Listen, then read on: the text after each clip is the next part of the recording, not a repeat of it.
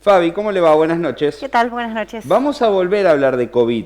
Vamos a hablar o retomar un tema que insistentemente repasamos durante la pandemia, que tiene que ver con los profesionales, con aquellos que, si hablamos de los que estaban en la trinchera, de los que nos vamos a dedicar hoy, estaban en el punto más crítico de la atención, ¿no? Exactamente, nos vamos a dedicar a los intensivistas, ¿no? El punto crítico, como dice, de la atención, como dice Germán, son todos los profesionales que están en la terapia intensiva, que muchas veces hablamos solamente de los médicos, pero allí también hay kinesiólogos, fisioterapeutas, enfermeros, por supuesto, otros profesionales también.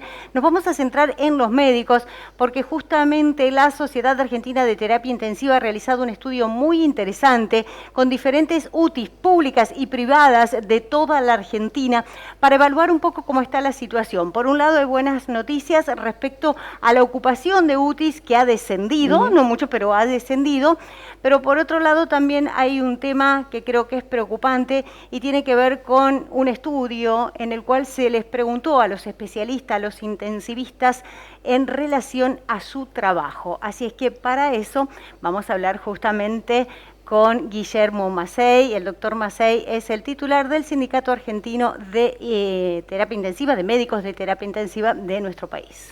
Vamos a escuchar qué charlaba con Fabi el doctor Macei. Guillermo Macei es el titular del Sindicato de Médicos Intensivistas de la República Argentina. Le damos la bienvenida. Guillermo, gracias por atendernos. ¿Cómo va? Hola, ¿qué tal? Gracias a ustedes. Muy bien, queriendo saber un poco al día de hoy y después de un año y medio, ¿no?, en esta situación de pandemia, ¿cuál es el panorama de los médicos intensivistas en nuestro país? Mira, podremos dividir un poco el aspecto de la profesión en sí como está y el aspecto de la carga de trabajo como está en las últimas semanas. Mira, el aspecto de la carga laboral ha bajado un poco la tasa de ingresos a terapia intensiva por la parte de la patología COVID de infectados graves. Está bajando, vemos una meseta pequeña toda la semana, estábamos alrededor del 90 y pico por ciento, 94, 95, ya estamos en el 90 de uso de tasa COVID. O sea que hay cada vez, por suerte, menos enfermos graves, pero todavía tenemos algunos ingresos, pero ha bajado sostenidamente en los últimos 14, 15 días la tasa de enfermos con insuficiencia respiratoria grave debido a COVID. Eso por un lado, o sea que la carga laboral por ese sentido, por la tasa COVID, está estabilizándose y bajando un poco, pero bueno, al bajar la carga COVID, empieza a elevarse la tasa de uso de las demás patologías que requieren terapia. Cirugías programadas, funciones programadas que requieren un monitoreo, bueno, o sea que la carga de trabajo en general más o menos está mantenida para el terapista. Y después el aspecto de la profesión, Sí. de la profesión en sí, que bueno, que vemos que muchas respuestas a todos los reclamos que se ha hecho no hay cabida, porque bueno, realmente no vemos un cambio rotundo en la mentalidad de la sociedad, sí, porque nos valoriza, bueno, eso ya pasó, esa etapa que por supuesto que la reconocemos y le devolvemos con nuestro trabajo cada día. Nosotros no necesitamos ningún reconocimiento, pero bueno, siempre es bueno una caricia al alma. Y el aspecto laboral son las mismas condiciones, no hay un mejoramiento. Nosotros estamos sacando las encuestas junto con SATI y Simira, el sindicato, de una pequeña ítem, luego de que sacamos la tasa de uso de las terapias intensivas de la República Argentina, sacamos un poco de preguntas de confort a cómo está el terapista. La parte humana, ¿no? Ahí queríamos apuntar, a la parte humana, sí. Nosotros estamos preguntando si volverías a hacer la especialidad. Y un 9% dijo que rotundamente no, la abandonaría luego de que la pandemia aflojara. Fíjate que también tiene conciencia social, todavía está pensando. Un 9%. Un 9%. Bien. Piensa en un 30% más, sí lo está pensando en evaluar si seguir haciendo la especialidad o, como vos sabés, los médicos generalmente pueden tener 2 o 3 especialidades o dejar de hacer área crítica para pasar a la guardia. Un médico especialista y certificado en terapia intensiva se puede desenvolver en cualquier guardia muy bien, o hacer consultorio básico de clínica médica. Claro. Pero vos fijate que en realidad, si bien un 10% sí lo tiene decidido, el otro 30% lo va a pensar, pero ¿cuál es el razonamiento que nosotros pensamos? Ese 40% dice, después de la pandemia. O sea, todavía tiene esta conciencia social, dice, no, que cuando esto se calme, que le demos respiro a la sociedad, que, bueno, o sea, en vez de patear el tablero, todavía seguimos con esa mentalidad infanticida, digamos, porque Ujú. si no hacemos nada para que cambie, todo va a seguir igual. Pero bueno, este es un poco el perfil de la sensación que tiene el especialista en estos momentos. Ahora, Guillermo, ese número es preocupante porque debemos tener en cuenta, corregime si me equivoco, que es un sector donde se necesitan siempre más profesionales. Si hay un porcentaje tan alto que va a dejar, o que piensa o evalúa en dejar la especialidad, va a ser difícil. ¿Cuánto tiempo se necesita para formar a un intensivista? Mira, los números son a futuro feos, grises, deprimentes, porque en la Argentina más o menos especialistas certificados en área crítica, más o menos tenés unos 1.700, 1.800. Descontemos que lamentablemente en esta pandemia han fallecido entre 40 y 60 colegas del área crítica médico. No hablemos del área salud en general, han fallecido kinesiólogos, han fallecido Claro. enfermeros. Yo te estoy hablando de los médicos, de la cabeza de la pirámide de la responsabilidad en el área crítica. O sea que el futuro de la especialidad, la poca atracción, la poca remuneración, la alta, el estrés, está todo en contra de que esta especialidad pueda sobrevivir por sí misma en el sentido de sobrevivir con calidad, con certificación, porque los lugares se ocupan. Ujú. En la Argentina muy pocas terapias intensivas tienen el 100% de especialistas en terapia intensiva porque hay pocos. Ujú. ¿Eh? En general, ahora estamos sacando una encuesta a nivel nacional, si mira el sindicato, es muy amplia la encuesta que vamos a hacer con todos los colegas que están certificados y trabajando en terapia intensiva y los colegas en formación, Bien. para ver cómo es nuestra realidad económica, cómo es nuestra realidad monetaria, cómo es nuestra realidad individual, cuántos de estos están certificados, cuántos ejercen otra especialidad, cuántas horas trabajamos, estamos por los datos duros que tenemos parcialmente, se trabaja más de 60 horas semanales un profesional del área crítica. Es muchísimo porque el límite del convenio colectivo de trabajo en la República Argentina es 35 horas y si sos jefe con cargo de jefatura tenés 40 horas semanales como máximo. O sea que estamos arriba del 55-60% de las horas que estipula el Ministerio de Trabajo y a nadie le importa. Esto es de hace años que se arrastra. Esto no es la realidad de ahora que salta por el COVID. Es Ujú. una realidad propia que nosotros estamos tan acostumbrados la vorágine del día al día de ir de una guardia a la otra, de acá para allá, y no tomas conciencia, no frenás, que en eso va el desgaste de tu salud, etcétera, etcétera, etcétera. Guillermo, ¿y el médico intensivista hace una doble especialización, primero médico clínico y luego se tiene que especializar en terapia intensiva? La clínica médica es una especialidad por sí. Uno Por puede ser, eso, es una especialidad. por eso. No. Uno primero hace su pregrado, se recibe de médico. Sí. Es una subespecialidad la terapia intensiva. Primero tenés que tener una formación en clínica médica, o sea, tenés que hacer 3 o 4 años de clínica médica. Si querés rendir tu especialidad y te certificás como clínico médico, como corresponde, que es una especialidad, y después haces 3 o 4 años más de terapia intensiva, como el que es cirujano hace cirugía general primero, que es una especialidad en sí, después se subespecifica en otra cosa, en cirugía plástica, cirugía neurológica, etcétera, Bien. etcétera. En promedio son 8 años que lleva a formar un colega. En los mínimos, o sea, entre 7 y 8 años para tener un colega especialista en terapia intensiva certificado. Recordemos que es una especialidad dura, con mucho estrés, es una especialidad que maneja mucha tecnología, que maneja respiradores, que maneja monitoreo multiparamétrico, es una especialidad que maneja el estrés agudo, hay que instrumentar rápidamente en forma aguda, hace pequeñas cirugías, maneja una cabeza grupal, toma sus decisiones y a partir de ahí todos tienen que acatar y ahí va el equipo médico porque va mucha responsabilidad, tiene mucha responsabilidad. Les recuerdo a la sociedad, a la gente, que el especialista en terapia intensiva, como 2 o 3 especialidades más, tienen muchos problemas de adicción, muchos problemas de alcoholismo, muchos problemas de familias separadas, porque es muchísimo el estrés. Y yo siempre digo, el contador llega a su casa y dice, bueno, y la empresa esto, y vos no podés llegar a tu casa y decir, mira, tuve un arma de fuego, no podés llegar con ese estrés, vos llegás a tu casa y lo evaluás de otra forma. O sea Ujú. que tenemos muchos problemas en ese sentido, también que hay mucho estrés subclínico, poco diagnosticado, que trae todo un problema de arrastre en la familia, en la pareja. Fíjate que no tenemos vacaciones, generalmente están suspendidas, diferidas las vacaciones de terapia intensiva, porque hay poco personal. Claro. Entonces tenemos ese problema también. Guillermo, quiero volver un poquito atrás para ir cerrando. Perdón, cuando vos señalabas esta decisión o esta intención que tienen de cambiar de especialidad en este informe, en esta encuesta que ustedes han hecho con sus colegas, ¿qué aducen? ¿Cuáles son los motivos?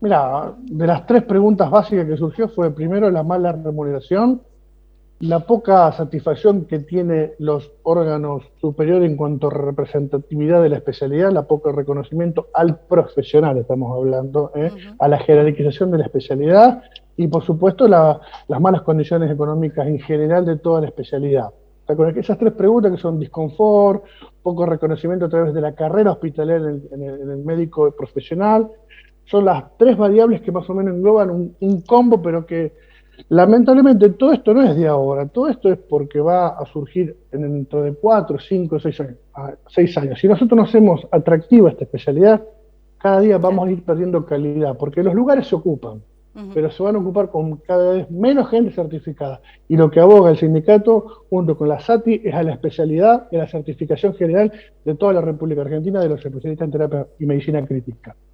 Guillermo, bueno, estaremos atentos entonces a estos datos del nuevo estudio que están llevando adelante para saber un poco también cuál es la realidad de los profesionales en este momento en el país. Muchísimas gracias por este tiempo.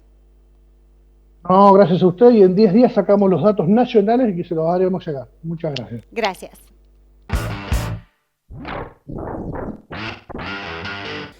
Es un panorama que realmente deja un horizonte preocupante, ¿no? Por las consecuencias que va a tener en esta especialidad médica, particularmente el después de la pandemia. Sí. 40% está pensando en seguir o no esta especialidad. Sí. Exactamente, sí, eso por un lado, y bueno, y por el otro lado, la falta de intensivistas por el tiempo que lleva, ¿no? Formar a un médico, a un especialista de este tipo, y bueno, la experiencia que se necesita para estar a cargo nada más y nada menos que de una terapia intensiva. Vamos a ver qué pasó en Sunchales, y le agradecemos al doctor Julián Vitelli que nos acompañe. ¿Cómo está, doctor? ¿Qué tal? Buenas noches. ¿Qué tal, Julián? ¿Cómo están? ¿Cómo ha sido este tiempo, doctor? Duro. Pero bueno, de alguna forma quienes tenemos este tipo de formación nos hemos preparado de alguna manera para esto. Pero sí, duro. Usted estuvo a cargo de la UTI del COS desde el primer momento. Sí, conjuntamente con un grupo que se conformó de gente que algunos tenían alguna orientación hacia terapia intensiva y se fueron de alguna manera ayornando a la labor que teníamos que enfrentar, ¿no? ¿Se pudieron ver, se quedó demostrada las diferencias entre las dos olas de pandemia, lo que fue ese 2020 y lo que vivimos en este 2021, me parece mucho más crítico, mucho más agudo?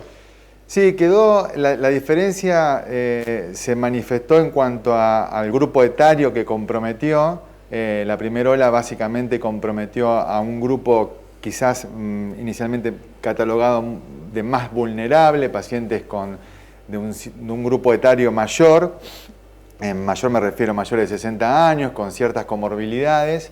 Y la segunda ola, ya ese grupo, muchos ya estaban vacunados o en plan de vacunación, y esta segunda ola comprometió justamente al grupo etario que no estaba justamente vacunado.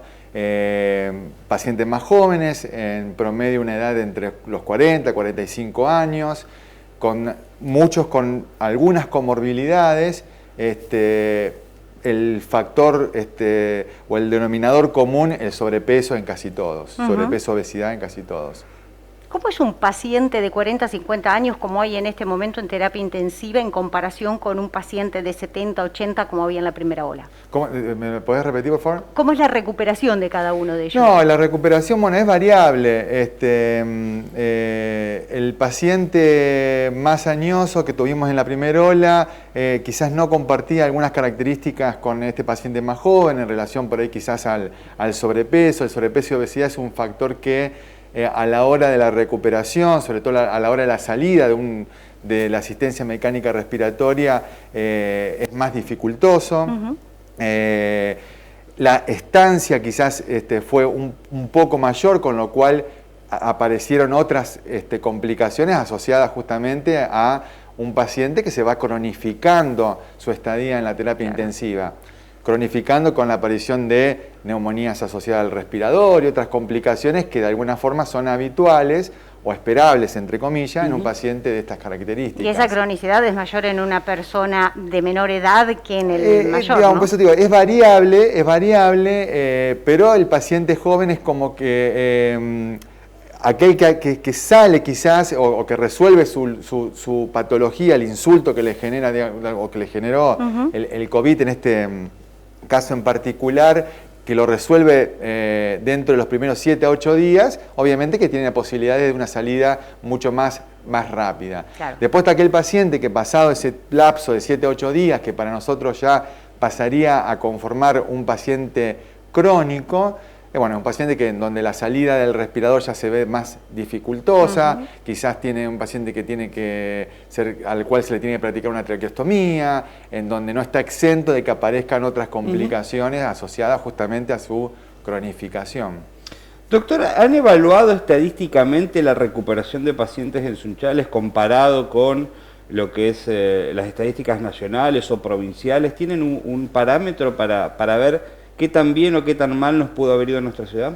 No, comparativamente no tengo datos fehacientes, pero sí te puedo decir que acá se dio un hecho bastante único en el sentido de que se pudieron aunar muchos esfuerzos, tanto obviamente económicos, de recurso tecnológico y de recurso humano, puestos a un número de pacientes que obviamente no excedía nuestra capacidad de resolución. Claro. Con lo cual no nos vimos desbordados y con lo cual los resultados quizás fueron un poquito mejores comparativamente con lugares que no tuvieron esta posibilidad. Mucho trabajo antes de que lleguen a la UTI, ¿no? Claro, hubo que armar todo el equipo, hubo que conformar el equipo no es solamente quien les habla y quienes de alguna forma se sumaron, sino kinesiólogos también con orientación hacia terapia intensiva, hubo que formar enfermería. ¿Cuántos son más o menos? Y son un grupo, nosotros somos un grupo de 3, 4 médicos que estamos permanentemente, tanto en la coordinación, después el médico de guardia, que también tuvimos la suerte de conseguir médicos de guardia que ya venían con una formación también o orientación en terapia intensiva, lo cual eso mejoró notablemente la calidad de atención. Claro.